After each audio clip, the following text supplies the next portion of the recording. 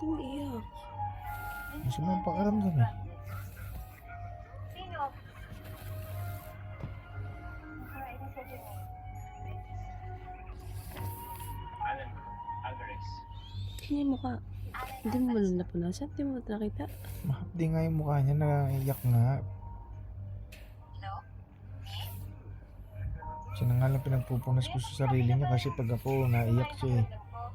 Tahan Ayaw na niyang lang hinahawakan yung ilong. Yung namamagana sa pulog ng pula. Basta, salamat.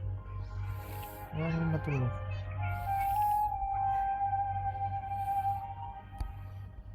Umuwi na pala si Mia. Sumapat sa'yo pakiramdam. Can I get your address or any contact number?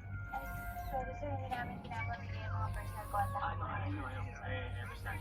But you also have to understand I'm a friend of Mia's.